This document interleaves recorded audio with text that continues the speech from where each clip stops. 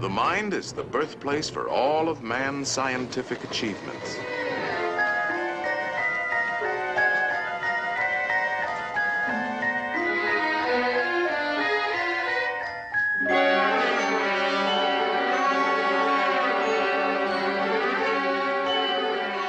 The mind knows no limits when used properly. Think of a pentagram, Donald. Now put another inside, a third, and a fourth. No pencil is sharp enough to draw as fine as you can think, and no paper large enough to hold your imagination. In fact, it is only in the mind that we can conceive infinity. Mathematical thinking has opened the doors to the exciting adventures of science. I'll be doggone. I've never seen so many doors before. Each discovery leads to many others, an endless chain. What's the matter with these doors? Hey! These doors won't open. They're locked. Of course they are locked. These are the doors of the future, and the key is... Mathematics. Right. Mathematics. The boundless treasures of science are locked behind those doors. In time, they will be opened by the curious and inquiring minds of future generations. In the words of Galileo, mathematics is the alphabet with which God has written the universe.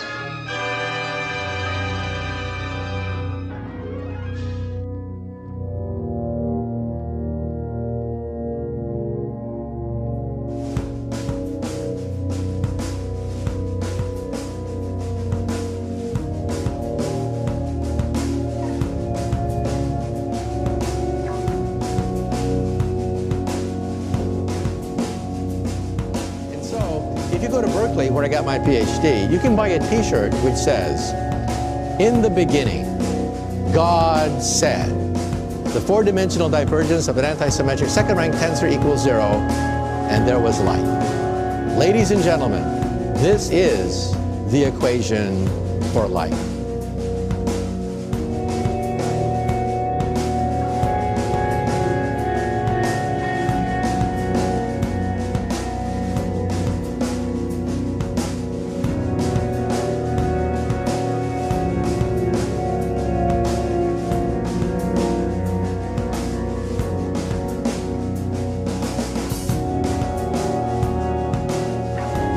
Physics is not mathematics, and mathematics is not physics. One helps the other.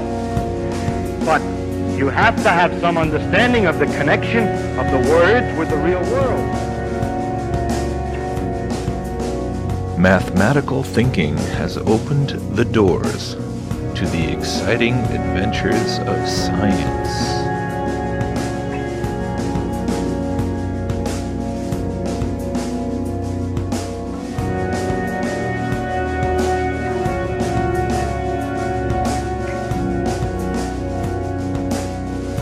Now, the physicist is always interested in the special case. He's never interested in the general case. He's talking about something. When you know what it is you're talking about, that these things are forces, and these are masses, and this is inertia, and this is so on, then you can use an awful lot of common sense, seat-of-the-pants feeling about the world. You've seen various things. You know more or less how the phenomenon is going to behave.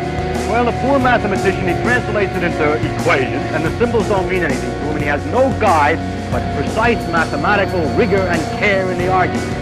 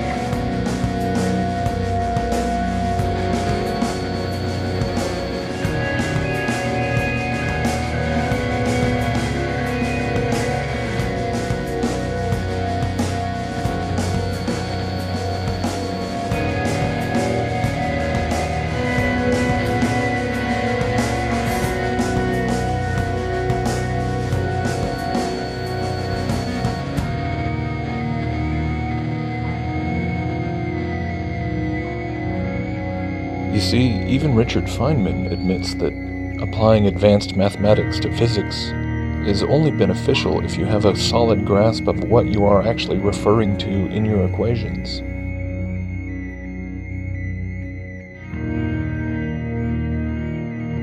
And this is the whole problem.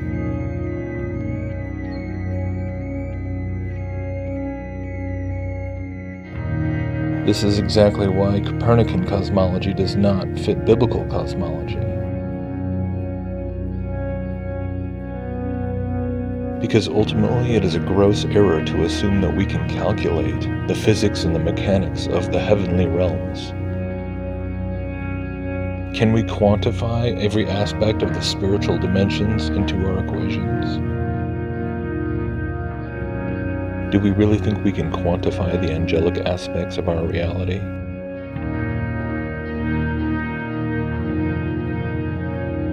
Do we really think we can come up with a theory of everything and reduce the knowledge of the Creator to a mathematical equation? Such is the hubris of Luciferian ideology.